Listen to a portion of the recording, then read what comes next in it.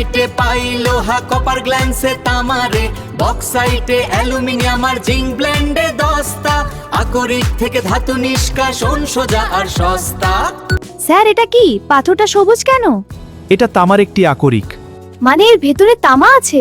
হ্যাঁ, কিন্তু এটা খাঁটি তামা নয়, এটা একটি খনিজ যার মধ্যে তামা অন্য পদার্থের সাথে মিশে আছে।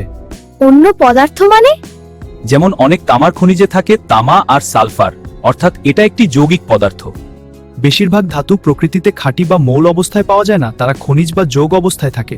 তবে সোনা, রূপো ও প্ল্যাটিনামের মতো কিছু ধাতু প্রকৃতিতে মৌল অবস্থায় পাওয়া যায়। তাহলে তামা বের করা হয় কিভাবে? খনিজ থেকে ধাতু আলাদা করার প্রক্রিয়াকে বলে ধাতু নিষ্কাশন। সব খনিজ থেকেই কি ধাতু পাওয়া যায়?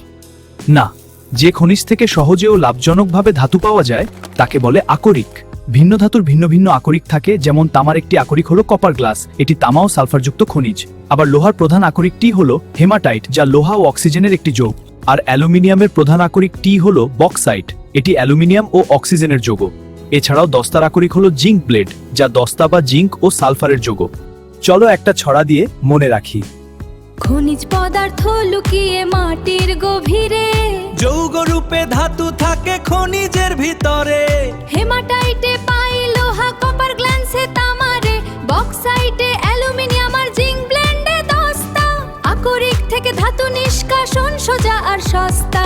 হেমাটাইটে পাই লোহা, কপার গ্ল্যান্সে তামারে, বক্সাইটে অ্যালুমিনিয়াম আর জিঙ্ক ব্লেন্ডে দস্তা, আকরিক থেকে ধাতু নিষ্কাশন সোজা আর সস্তা।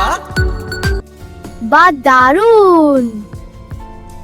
আরো ভিডিও দেখতে সাবস্ক্রাইব করো বাংলায় পড়াশোনা।